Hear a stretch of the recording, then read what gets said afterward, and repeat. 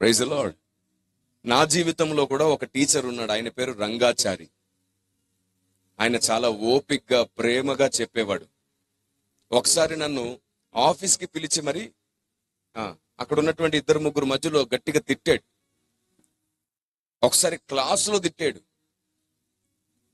ఏమిటినా నన్ను టార్గెట్ చేశాడా అనిపించింది. తర్వాత మరలా అనుకోకుండా అందరి ముందే పిలిచి గట్టిగా హత్తుకున్నాడు, ప్రేమించాడు.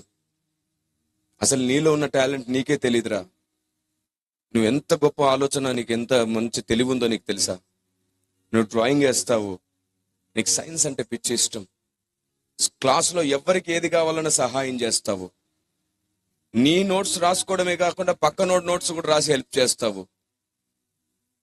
నేను చూశాను, ఎగ్జామ్స్లో నువ్వు రాసిన పేపర్స్ చదివాను, నీకెంత మంచి టాలెంట్ ఉందా అని అడిగాడు ఆయన. ఇంత మంచి టాలెంట్ ఉన్నా నువ్వు ఎందుకు ఇట్లా మొద్దుగా మారిపోతున్నావు, నీ స్నేహం మార్చుకో, నీ పద్ధతులు మార్చుకో అని అందరి ముందు నన్ను గట్టిగా హత్తుకోవడమే కాకుండా నాలోని సామర్థ్యత చెప్పాడు, నా మైనస్ కూడా చెప్పాడు. అంతే, ఆ ఒక్కరోజు నా జీవితంలో గొప్ప తీర్మానంగా మారింది నాకు. నెక్స్ట్ డే నుంచి ప్రతి క్లాస్ మిస్ అవ్వకుండా వినడం స్టార్ట్ చేశాను.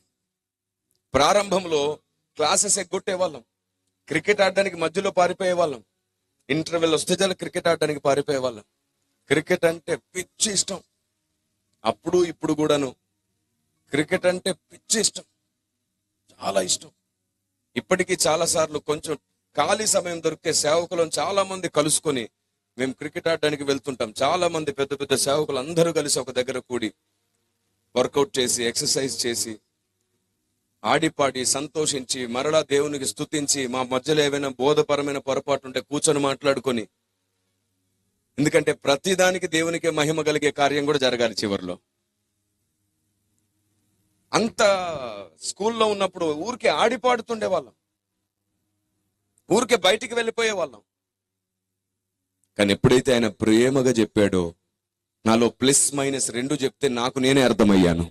ఆ రోజు ప్రారంభమైంది నిజమైన విద్యార్థిగా. నేను ప్రతి క్లాస్ మిస్ అవ్వకుండా పాస్ అయ్యాను, ప్రతి క్లాస్ విన్నాను, మిస్ అవ్వకుండా.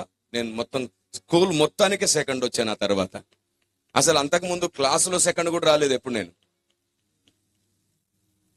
కానీ ఆయన చెప్పిన తర్వాత స్కూల్కే సెకండ్ వచ్చాను. ది బెస్ట్ స్టూడెంట్, నా పేరు అలా బోర్డు మీద ఉండి కనబడిపోయింది, ది బెస్ట్ స్టూడెంట్.